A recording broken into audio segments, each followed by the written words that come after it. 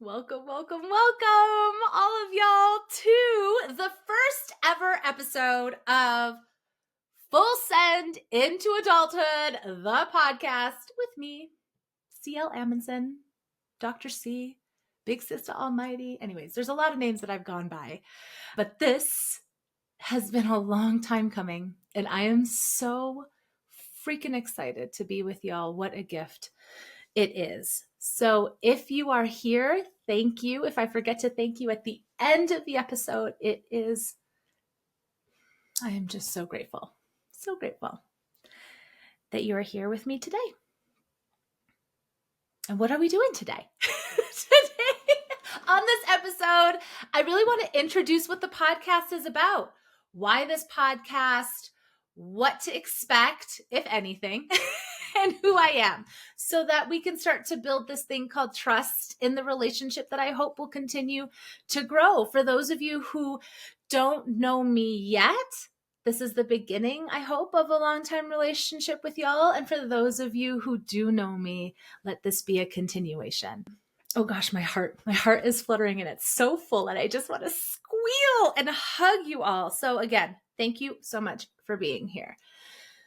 All right, so what is this podcast? So this podcast, again, it's called Full Send into Adulthood. It is specific and tailored towards young adults. And in my brain, young adults are aged about 17 to 30. Y'all, but if this supports you, please, that's what we're here for. It's to support each other and to connect with one another. And so that's what I hope that this is one source that supports you in living lives that just completely light you up. My hope for all of us is that we get to the end of our lives. And if we do have that moment where we have that flash reel that flashes before our eyes, that we can at that point say to ourselves, we did it. That was a good life we lived. Done. What is that song? I'm thinking of that Green Day song. Oh, I can't think about it right now. But basically that I lived a good life. Yeah, so that's what I hope. And that this podcast is to support, really, it's that transition into adulthood that we often miss out on, that we often do not speak about. And I think that it does a huge disservice to our society, but also to the people in our lives who matter so much, who are in that age range. So we will be talking about what that transition looks like, what adulting looks like, what struggles people are facing. Again, because I don't think that we talk about it enough. It reminds me a lot of a romantic comedy. And while I love a really good rom-com, the emphasis and the focus of the entire film is usually the beginning of a relationship, the getting together. And then the movie ends with the kiss or with the wedding scene. And then what happens after that? Roll credits. And as an audience, we hope that the couple stays together. We assume that they do. Hopefully it's happily ever after, but we don't know. And that is what we do, I believe, to youth in our society, is we spend a lot of time and effort and emphasis on what to do in our youth. I mean, up to 18, right? The structure, all of those things. And then once y'all hit 18, once you hit 21, it's like, okay, roll credits. We hope you have a fabulous life. We hope you succeed. We hope you achieve at all things, but we're not going to show you how or talk about it or talk about the challenges. Good luck. Peace out. Is that not what it feels like a lot of the time? There's just this expectation that y'all should know. The expectation that we should all know how to adult and how to do this adulting thing without ever being taught. And here's the consequence of that. I mean, there's several consequences, but here's a consequence that I hear often is that when young adults actually do feel challenges, when you don't know what to do, when you're completely overwhelmed, or when you're completely just out of ideas of how to take the next step and what's the right next thing for you, and how do we actually do this thing called life and adulting and the real world after school. And when you're struggling and nobody is talking about the challenges, you start to internalize and you start to think, oh, there must be something wrong with me. I must be the only one struggling here because we're not talking about it. Which then does what? Y'all aren't like, yay, I must be super unique and I love myself even more. It's not what we tend to do. We tend to then belittle and bully and tell ourselves how awful we are for struggling. Okay, so this podcast is honestly here to fill that gap of roll credits. We are not rolling fucking credits here. We are validating and we are saying, yes, when we hit adulthood, when we are 17, 18, 20, 22, 27, we deserve to have conversations that support us. We deserve to have conversations that say, yeah, this is hella hard. Now what? We deserve to have conversations that build our foundations on ourselves. Oh my gosh, that actually reminds me of I just got goosebumps. One of the reasons that I actually said, yes, I'm going to do this podcast, because I think I started having students, and again, I'll do my introduction for those of you guys who don't know, but I taught university for over 20 years. And it's been in the past couple of years where students started to say, Cielle, well, they called me Dr. C a lot of times. Dr. C, it's time for you to do a podcast. Can you please do a podcast?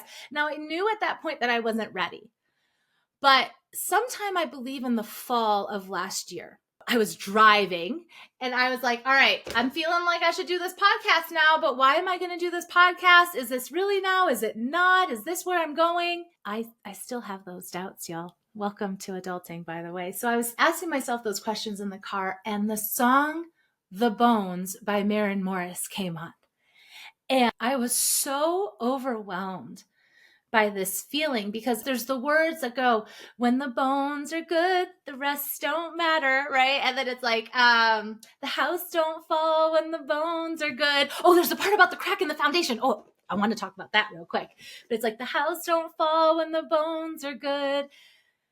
And I was like, that's it. Like, what if I get to just support young adults in y'all knowing or creating foundational bones that work, so that you know that no matter what changes in life happen, no matter what struggles show up, because they will, that you trust yourselves enough to handle it. And that's that lyric. There's a lyric in the song, and that's the one that sort of broke me, because I was like, okay, I'm in. I'm doing it. It's when there ain't a crack in the foundation. So that one. And I was like, how amazing would that be? And I interpreted that sort of line two ways. Number one, so when there ain't a crack in the foundation, what if people actually in the world more and more got to see that they're not a crack? That all of us, in being human, struggle. We have failures. There's things that we don't know. There's things that we're learning about ourselves. Those aren't necessarily cracks, right? There's nothing wrong with us. There's nothing to fix, because we ain't fucking broken. Again, society and oppressive systems and a lot of, we can talk about those, make a shit ton of money out of us believing that we are wrong and broken and need to be fixed. But if we could all just own that we're not, how amazing would that be? The other thing that it makes me think about, right? So, and again, y'all will learn, I live in the gray. I know that there's a lot of like black and white. I love the gray area. That's where we're going to stay. Various perspectives. The other way that I think about the cracks is, of course, we all have cracks in our foundation. It's called being human. Of course, we've all tried things that didn't work. Of course, we've all hurt people. Of course, we failed at things. Of course, we have cracks. And yet, those cracks are the goodness. Is it not true that when you, I'm thinking of romantic relationships, but it can be any relationship, a friendship, right? Whatever it is. When somebody shares with you things that intimidate them about themselves. Let me try to say that again. When people take a moment to share their vulnerabilities, when people take a moment to share something that they're actually scared and nervous to share with you because it's not perfect, because it showcases something that they're afraid to show people, that they've been masking for a lot of their lives, that they're worried that they won't be lovable because if they share this thing, you're going to realize that there's this not so perfect aspect to them and you may leave, right? That part, when they are willing to trust you with that information, how do you feel usually? How do you feel? Do you sit there and are you like, oh my gosh, so awful, bad, and wrong, done with you? Usually not. Usually if it's somebody who has trusted you with that information, it's somebody that you also care about. And then what happens? You tend to feel so connected. Do you not? You tend to feel like it's a gift that they've shared with you. You tend to trust them a little more. That's what I mean by the good stuff, y'all, is we tend to think that these cracks in our foundation, these struggles that we have, these failures that we have, these things that aren't perfect are what's actually going to separate us from people. But y'all, that's actually what brings us together. That's the connection. There's the humanity to it, that thing that most of the time on social we're not showing, where we have this like perfect, whatever, filtered face all the time. That's not the stuff that creates connection. That's not the stuff where we feel deeply loved and seen and heard and known. Where I actually hope that this podcast is a space for people for that. That is something that people say in my presence that they feel like is, well, here's what I hear often about myself. And then I should probably do an introduction about who I am and what I've done in my life so y'all can start to trust me a little bit more. People tend to say that they love my energy. They're like, oh my gosh, I just love being around you. Often people will say that they love being around me because afterwards they feel lighter, or they feel like I'm a safe space. I've been hearing that a lot recently, actually, that I feel like a safe space. So they feel that they can like let their masks down and actually just share who they are. I've had a lot of friends and family, but also old students and clients sort of just share their emotions with me recently because of that and say that they feel that there's a safe space. So there just feels like a relief or a letdown. Y'all, if I could be that for y'all, let me do that, because that's something that does come naturally to me. Like, I love loving people. I taught university again for over 20 years, and I would read every single at the end of the semester comment that students would write to me. And the most prevalent note that I got was, I knew that you cared. I knew that Cielle cared. And is there anything better? I am so glad that y'all know that I care about you and your lives and what life is like and being here for you. And I think that I do have, at least I hope that y'all can hear it over the airwaves too, is that I'd love to be a space for y'all to just feel known and loved and accepted just as you are. So when we're going around in our lives and in the frenzy sometimes, or in the struggle or in the challenge, or sometimes just in the excitement and we want to be celebrated, that this can be a place where you can get a little jolt of like, yep, okay, good to be me in the world. Yep, totally accepted for who I am. Do not need to mask up. Do not need to make myself less than. Do not need to quiet myself. We're going to fucking go. Full send. Okay, so that is my intention amongst others. So who the heck am I? Here's what I want y'all to consider when I'm introducing myself is I am going to have a perspective. I'm going to have a bias based on where I have lived and who I've grown up as and all of the different systems that have privileged me or not. I am made up of a variety of components. And some of them may feel very familiar to you, similar to you. Some of them may not. And that's okay. I want y'all to get a sense that I'm going to have a perspective that may not fit with you. I'm going to have ideas that may not fit with the way that you see the world. And in our relationship, in this case, please know that you win every time.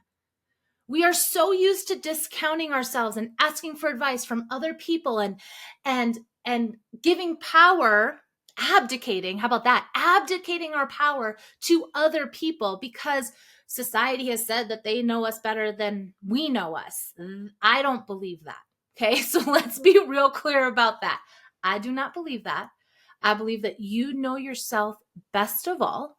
And if you don't believe that yet, stay with me.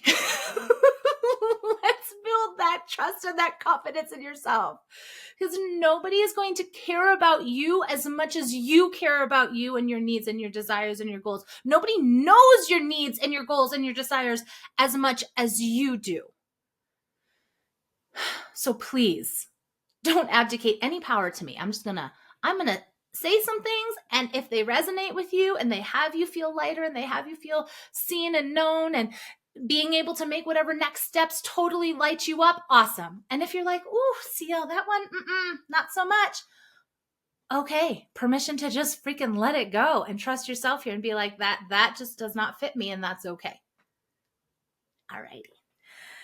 Alrighty, so let's see. Let's start with, I am a biracial, white, cisgender, heterosexual, American, able-bodied, neurotypical woman. I feel like I've hit them all, but I'm sure I've forgotten some. And when I say biracial, American Filipino, so my mom is Filipina, my dad is American. I was born in LA in California, quickly moved to Calgary, Canada, and I lived there till I was 7, and then I moved to Michigan, and I was there for several years until 8th and 9th grade. I did my 8th and 9th grade in Strasbourg, France, and I loved it so much. Came back to Michigan to do my high school, went to Indiana to do college, and I did my undergraduate and my master's there. And then I moved to Lille, France, and I taught at the University of Charles de Gaulle over there. Came back to Indiana. I'm trying to think of geography here. Came back to Indiana, which is where I met my husband to be. Ooh, cutie pie that he is. And we moved here to Colorado, which is where I am currently, a long ass time ago, and we have stayed. So there's the geographic background. Because of this, I spent a lot of my younger years traveling to Europe and to the Philippines. Of course, that has shaped the way that I interact with people in the world. All right, let's see. I knew I wanted to work with young adults. I was 13 or 14, I think. I watched a movie, A Mirror Has Two Faces, with Barbra Streisand. And in it, I remember that at the very beginning of the movie, she's lecturing to a hall of college students. And I saw that scene and I was like, that's it. That's what I want to do. And I did it fast. So I was teaching before I could drink. And I remember that because I remember my colleagues would be like, all right, let's go celebrate at the bar. And I'd be like, can we go get pizza instead? So that must have been 19 or 20. I did my undergraduate and my master's fast. So I got them both in comparative literature. I believe I had a double major in French, and I also had a minor in international studies. I believe that's it. I ended up getting a terminal master's in comparative literature. I actually was at Indiana University is the place that I went to, but I was there to do the PhD program, but got to basically ABD, which is all but dissertation. And I got super disillusioned with the dissertation ideas and processes and I just felt like I was going to be, what is that word? Pigeonholed. I had to take all of the interests that I had and put it into one dissertation that would then affect me the rest of my life. And I could not do it. I couldn't do it. So I decided to get a terminal master's, and I was graduating with my master's at the same time that my friends that I had started with freshman year were graduating with their undergrad. So when I say I used to move fast, I did things fast. So I knew at 14 that I wanted to be a college professor. I was doing that. Once I got that master's, I got a position as a lecturer at the University of Charles de Gaulle in Lille, France, and I went there for a little bit. And that is actually, okay, so I loved it, first of all, but that was also actually where I realized I had the rest of my life, and was I going to be teaching for the rest of it? It's like I worked so hard for this goal of being a professor, and then at 21, I was like, okay, I've got my dream job. I'm teaching in France. Can it get any better? Or is this what I'm supposed to be doing for the rest of my 80 years? I didn't know. And at that point, I decided to try different things out. I knew I loved teaching. So here's what I want y'all to remember is I just started teaching at that point, and I haven't stopped until 2 years ago, where I decided to retire myself. I feel like after 20 years, I said I'm going to get away from the education system and go on my own with coaching. Oh my gosh, I keep going back and forth. In any case, I have a girlfriend who's like, time, what is it even? Apparently, in my synopsis of myself, that's how I'm feeling. I can actually remember the moment where I'm sitting on my bed in my apartment in Lille. It's rainy and gray, and I am preparing for classes. And I wonder, is this it? I'm living the dream. I've lived what my goal is. Will I have no more goals the rest of my life? Do I just do this for the next 80 years? And so that sort of started this path of trying different things. So I knew that I loved teaching. I knew that I was good at it. I knew that that was where I was supposed to be. And so I continued, y'all, for like the next 20 years. Just know that I was always teaching at some university, some college. But then I said, well, I'm curious about a lot of other things. Let me try those things out too and just see. So I tried book editing for a little bit. I didn't love that. I was a barista. I still love that. Just didn't pay the bills very well. I was a professional ballroom dancer. So my husband and I taught ballroom dance for a while. And while I love to dance, especially with him, making money from it was not something that I really loved to do. So I didn't do that. I became a principal at a language immersion elementary school in the area, and then continued administration because I did really enjoy that, and became a dean at a college. And I was doing that until I had my first son, and realized that working 70 to 80 hours and coming home at midnight didn't work very well with having a newborn. So I stopped that, and again, still continued to teach. So then I started an international wedding planning company, which did really well. Within the first year, it was voted top, I think it was top 5 in Denver, and I don't know, the accolades internationally. So I did that for several years, and then realized I didn't love the wedding planning business as much as I loved being in the classroom and teaching. So I ended up gifting the company to amazing women who worked with me. And I think that was when I went full-time into the classroom. So that was when I went full-time as a professor here in Colorado. There I stayed through COVID. I'm realizing I forgot to tell y'all that I have a second child. So as I was teaching and running a wedding planning company, I had my second son. They're phenomenal. So fast forward to COVID. We were the family who bought an RV and decided to school and work on the road while visiting different things. And while it was crazy and fun and hectic and a lot, I was on one of those long roads, and I'm driving the RV and I'm going down this long road, and I actually can picture the mountains sort of in the foreground. And I'm listening to another coaching podcast, and it hit me. actually go into coaching. And then as I sat with it, I realized I've actually been doing coaching and putting myself in coaching classes since I was 7 years old. I've been always sort of in this self-development, personal development, whatever. Like I've loved that world. And again, as I'm driving this big ass RV on the road, I'm realizing that's actually one of the reasons that I love the classroom. I didn't start teaching. Oh, and I taught English, y'all, literature and English. I didn't start teaching because I was so excited about people learning how to do thesis statements. Like, do I love reading and writing and thesis statements? Fine. Yes, I do. But what totally turned me on about teaching and what kept me coming back to the gift that is teaching is that I got to support people in living their lives. And that's the way that I structured the freaking class.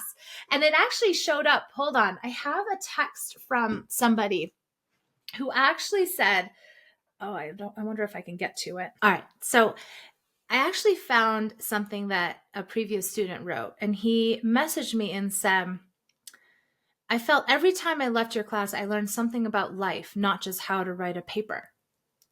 And I realized how connected those were.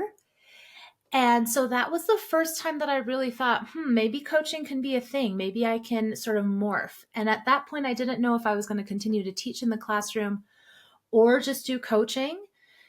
And it was, I think, a year and a half after COVID. It was the first time that we got back to classes in person fully.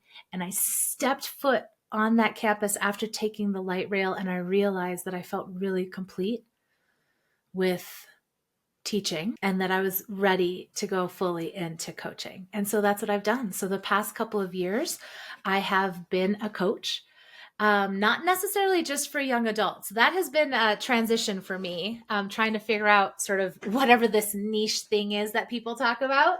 But I definitely started life coaching, and it's been such a joy because now I get to actually support y'all in your lives without also talking about thesis statements. And I actually was able to transition or know that I was going to transition to supporting young adults basically exclusively when I was on a beach in Puerto Rico last year. And I'm sitting there and I'm like, y'all, I just want to support young adults. I want my niche to be an age range, but I didn't hear that. In the life coaching sort of circles, there were all these, there was empowerment coach and mindset coach and a women's leadership coach. And there were all of those things, but it wasn't necessarily age related. And I'm sitting on that damn beach and I'm a little frustrated. And I'm like, damn it, why don't I see any young adult coaches? Why is it always kids? And then, of course, when you're sort of middle-aged and older, why? Where's the young adults? And then, y'all, it seriously was like a movie. It's like the clouds parted, and I could totally be making it up, but it's like the clouds parted and the sun started beaming down. And here's what I heard in my brain. It was like, of course, there's no young adult life coach because it's yours. It was always meant for you. In my body, what it felt like was no shit. There's nobody else in front of you to do this because this is yours and it has always been yours. And that it just sort of goes along with sort of this feeling that I've had in my life often. So I've always felt, which is probably why I love the book Against the Grain, is I've always felt like I've done some things differently. I've gone against the grain on a lot, especially choices I've made related to my career. And I was like, oh, of course, this is just another one. I get to just lead the way here. So that was at the beginning of last year. I've had my work to do internally to be able to get to the point where I can actually be speaking with you about it and to really own it. And that can be a conversation for another time. But basically, that's where I'm at. And that's why I'm here with y'all, is because I just love being with you. If you ask me my why, which several people have, why are you starting this podcast? Of course, it's to support y'all. It just feels like it's always been my purpose. One of the reasons that I'm placed on this planet is also I have the most freaking fun with you. Just other than with my two boys and my husband, right? I love being with them. but I feel like my best self. I have so much fun with y'all. You bring out the best in me. You energize me. So y'all, there are some selfish reasons. If there were not selfish reasons to doing this podcast, let me just say I wouldn't be doing it. If it didn't feel good to me on all levels, it wasn't happening. And it reminds me of Long Live. There was one time where I was with a group of students. We were meeting virtually, and it was at the end of the year. And I said, y'all, whenever I hear the song Long Live, I do love me some Taylor Swift. So whenever I hear that song, I always think about you and that I have the time of my life with you. And I said that, and there was a student who piped up and he goes, "Of course you like Long Live. You fight dragons with us." I felt so known and seen at that point. Y'all, I was like, oh my gosh, y'all get me? It's like, yes, okay. Let's fight some dragons. I don't mind fighting dragons with y'all. I actually have the time of my life fighting dragons with you, and I'm ready. Oh my gosh, now there's another song. Are y'all ready for it? Because I am. All right, so let's have this be the end of episode 1. I know that I had 7 million other things that I wanted to include in this episode. And I'm thinking, you know what? This is just the beginning of this relationship, of this podcasting relationship, whatever it turns into. And I have time. I was actually thinking about y'all on a plane. I was coming back from Europe 2 weeks ago with my eldest son, feeling so grateful to just be in this space, in this life, the way that I get to do it. After a lot of freaking work, y'all, let's just, Not too many people talk about how hard it is to actually live the kind of life that you want to, and the behind the scenes work that it takes. Now, it can also be fun because you have these moments like I did in that plane where I felt really excited and really grateful. And I was thinking about my life, and if we were to categorize it, I do love literature and I love books. And if my life became a genre, what kind of genre would I want it to be? And without a doubt, I want it to be a love story. I want it to be a love story with life. Yes, Cielle loved life and was in relationship with life in a way, or I was in relationship with my partner whom I just freaking adore dearly, or a relationship with my family and my kids. I have a lot of love to share. And I realize that the overflow of love that I have, it's like I do want to have a love story, a relationship with y'all too.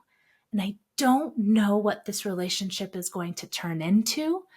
I don't know what it's going to look like, but I'm so curious and excited to see what it becomes.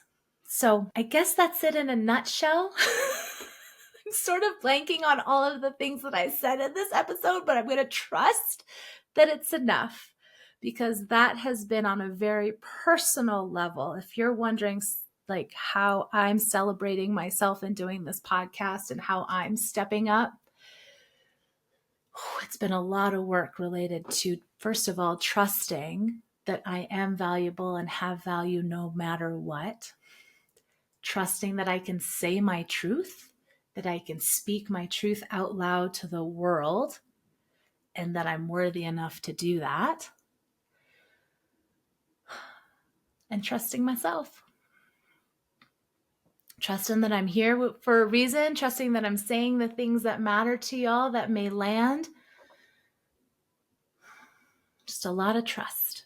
So, once again, I'm so thankful to be here with y'all. Thank you so much for many of you who have been on this journey with me already. I just want to wrap my arms around you and give you a huge hug. And for those of you who are just starting the journey with me, I cannot wait again to see what this story becomes. So I realize that we are at the beginning of our podcasting journey together. However, if you are already excited, already wanting to share this with people in your lives, already thinking that it would be beneficial to have these conversations on a more global scale, there are ways that you could support that. One of the main ways is to like, follow, and subscribe on whichever platform you are watching or listening to me on. You could always comment. I would love to know what you found helpful or interesting in any of the episodes. And of course, if you have ideas about what conversations, what topics you would like to cover in the future, please let me know. Again, this podcast is for you. Other ways that you can find me are on social. So I am on Instagram, TikTok, and Facebook at Cielle Amundson. That is at CIELLEAMUNDSON. Find me there, say hi, let's start a conversation. And if this is something that you think other people in your lives would love to be a part of, would love to hear, would love to be in conversation with, please share this with them. Thank you again, and I look forward to seeing you or having you at the next episode.